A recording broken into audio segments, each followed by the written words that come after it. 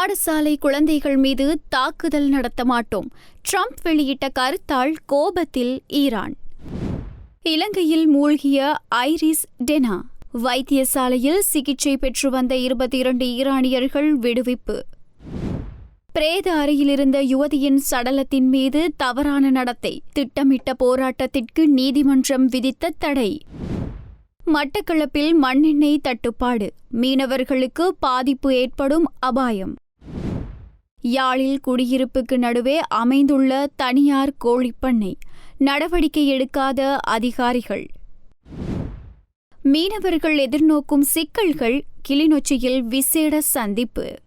கடந்த வாரம் அமெரிக்க இஸ்ரேல் கூட்டுத்தாக்குதலில் ஈரானில் உள்ள ஒரு தொடக்க பாடசாலை மீது நடத்தப்பட்ட தாக்குதலில் 160 பேர் உயிரிழந்த சம்பவம் சர்வதேச அளவில் பெரும் அதிர்ச்சியை ஏற்படுத்தியது. பாடசாலையை தாக்கியது அமெரிக்க ராணுவமே என்று கூறப்பட்டது. இந்நிலையில் இதுகுறித்து அமெரிக்க ஜனாதிபதி டொனால்ட் ட்ரம்ப் செய்தியாளர்களிடம் தெரிவிக்கையில், எங்களிடம் உள்ள ஆதாரங்களின்படி இது ஈரானே செய்த செயல். அவர்களின் ஆயுதங்கள் மற்றும் வெடிபொருட்கள் மிகவும் தரம் குறைந்தவை. இலக்கை துல்லியமாக தாக்கும் திறன் அவற்றுக்கு கிடையாது. தவறுதலாக அவர்களின் ஏவுகணையே அந்த பாடசாலையின் மீது விழுந்திருக்கலாம். நாங்கள் ஒருபோதும் பாடசாலை குழந்தைகள் மீது தாக்குதல் நடத்த மாட்டோம் என்று தெரிவித்துள்ளார்.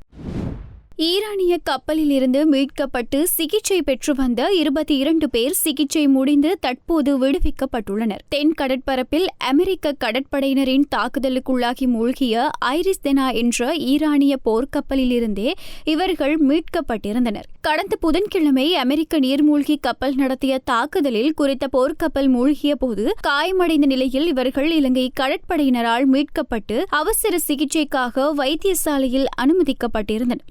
அதன்படி வைத்தியசாலையிலிருந்து வெளியேற்றப்பட்ட அனைவரும் தற்போது பலத்த பாதுகாப்புக்கு மத்தியில் கொக்கலையில் உள்ள இலங்கை விமானப்படை தளத்திற்கு மாற்றப்பட்டுள்ளனர். இதனைத் தொடர்ந்து கொக்கலை விமானப்படை தளத்தை சுற்றியுள்ள பகுதிகளில் பாதுகாப்பு பலப்படுத்தப்பட்டுள்ளது. மத்திய கிழக்கில் நிலவும் போர் சூழலுக்கு மத்தியில் சர்வதேச முக்கியத்துவம் வாய்ந்த இந்த விவகாரம் குறித்து பாதுகாப்பு தரப்பினர் தீவிர கண்காணிப்பில் ஈடுபட்டுள்ளமை குறிப்பிடத்தக்கது. டிக்கோயா கிளங்கன் ஆதார வைத்தியசாலையின் பிரேத அறையில் வைக்கப்பட்ட யுவதியின் உடலத்திற்கு அவமரியாதை செய்ததாக கூறப்படும் சம்பவத்திற்கு எதிர்ப்பு தெரிவித்து திட்டமிடப்பட்ட போராட்டத்தை நடத்துவதற்கு நீதிமன்றம் தடை விதித்துள்ளது. உயிர்மாய்ப்பு செய்து கொண்ட இளம்பெண்ணின் உடலை தவறான நடத்தைக்கு உட்படுத்தியதாக கூறப்படும் சம்பவத்திற்கு பொறுப்பானவர்களுக்கு எதிராக உடனடியாக சட்ட நடவடிக்கை எடுக்க கோரியும் மரணமடைந்த பெண்ணின் ஆத்மா சாந்தியடைய வேண்டியும் இன்று டிக்கோயா கிளங்கன் மாவட்ட ஆதார வைத்தியசாலை முன்னிலையில் இலங்கை தொழிலாளர் காங்கிரசால் அமைதியான முறையில் கண்டன ஆர்ப்பாட்டம் நடத்த திட்டமிடப்பட்டிருந்தது. இந்நிலையில் அதனை தடுக்க ஹட்டன் நீதவான் நீதிமன்றம் தடை உத்தரவு பிறப்பித்துள்ளது. ஹட்டன் பிரதேசத்தை சேர்ந்த இளம் யுவதியொருவர் கடந்த மாதம் 23ஆம் திகதி உயிர்மாய்ப்பு செய்து கொண்ட நிலையில் அவரது உடல் டிக்கோயா கிளங்கன் மாவட்ட ஆதார வைத்தியசாலையின் பிரேத அறையில் வைக்கப்பட்டிருந்தது. அந்நிலையில் வைத்தியசாலையில் பணிபுரியும் 3 பணியாளர்களால் குறித்த பெண்ணின் உடல் தவறான நடத்தைக்கு உள்ளாக்கப்பட்டதாக வைத்தியசாலை அதிகாரிகள் சந்தேகம் தெரிவித்திருந்தனர். இந்த சம்பவம் சமூகத்தில் பெரும் அதிர்ச்சியையும் கடும் கண்டனத்தையும் ஏற்படுத்தியுள்ளது. மட்டக்களப்பில் டீசலில் ஓடும் வாகனங்கள் மண்ணெண்ணெயில் ஓடுகின்றது. இதனால் மண்ணெண்ணெய் தட்டுப்பாடு ஏற்படும் அபாய நிலையால் மீனவர்கள் பாதிக்கப்படுவார்கள். எனவே இந்த பெட்ரோலிய கூட்டுத்தாபனத்தின் அறிவுறுத்தலையும் மீறி சில எரிபொருள் நிரப்பு நிலையங்கள் டீசல் வாகனங்களுக்கு மண்ணெண்ணெய் வழங்கி வருகின்ற இந்த சட்டவிரோத செயற்பாட்டை கண்டறிந்து அதற்கான சட்ட நடவடிக்கையை எடுக்குமாறு அரசாங்க அதிபரிடம் இபிடிபி கட்சி மாவட்ட ஒருங்கிணைப்பாளர் வர்த்தகருமான அந்தனிசில் ராஜ்குமார் கோரிக்கை விடுத்துள்ளார். மட்டக்களப்பு மீன்மடுவில் உள்ள அவரது காரியாலயத்தில் நேற்று இடம்பெற்ற ஊடக சந்திப்பில் அவர் இவ்வாறு கருத்து தெரிவித்தார். தற்போது மத்திய கிழக்கில் ஏற்பட்டுள்ள யுத்த சூழல் காரணமாக இலங்கையில் எரிபொருள் தட்டுப்பாடு ஏற்படுவதற்கான வாய்ப்புகள் உள்ள நேரத்தில் மீனவர்களுக்கு வழங்கப்படும் மண்ணெண்ணெய் எல்லா எரிபொருள் நிரப்பு நிலையங்களிலும் டீசல் வாகனங்களுக்கு பயன்படுத்துகின்றனர். வாழைச்சேனை, களுவங்கேணி, பாலமீன்மடு ஆகிய பிரதேசங்களில் மீனவர்களுக்கான மண்ணெண்ணெய் நிலையங்கள் அமைக்கப்பட்டுள்ளது. இவற்றுக்கு மண்ணெண்ணெயை வழங்கி ஏனைய எரிபொருள் நிரப்பு நிலையங்களுக்கு இந்த மண்ணெண்ணெயை மட்டுப்படுத்தி வழங்காமல் விட்டால் எதிர்வரும் காலங்களில் மீனவர்களுக்கான மண்ணெண்ணெய் தட்டுப்பாடு ஏற்படும். இதனால் மீனவர்கள், விவசாயிகளின் வாழ்வாதாரம் பாதிக்கப்படும். எனவே சம்பந்தப்பட்ட அதிகாரிகள் அனைவரும் மீனவர்களின் வாழ்வாதாரத்தை கருத்தில் கொண்டு செயற்படவும் எனவும் அவர் தெரிவித்துள்ளார்.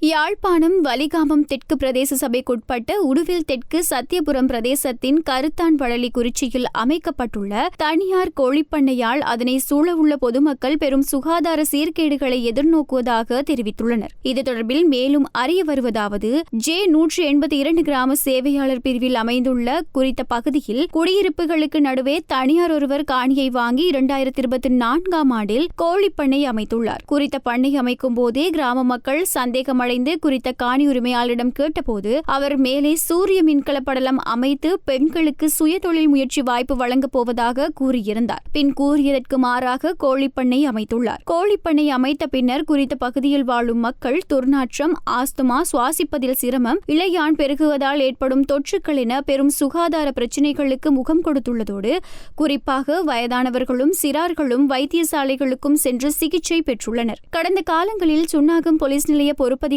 சென்று பொதுமக்கள் பல தடவைகள் முறையிட்டும் எவ்வித நடவடிக்கையும் எடுக்கப்படாத நிலையில் மீண்டும் புதிதாக பொறுப்பேற்ற போலீஸ் பொறுப்பதிகாரியிடமும் சென்று முறையிட்டுள்ளனர். அவர் அனைத்து தரப்பினரிடமும் ஆராய்ந்து ஓரிரு வாரங்களில் பிரச்சினையை தீர்த்து வைப்பதாக பொதுமக்களிடம் உறுதியளித்துள்ளார். குறித்த விடயத்திற்கு ஒரு நிரந்தர தீர்வை எதிர்பார்த்து அப்பகுதி மக்கள் காத்திருக்கின்றனர்.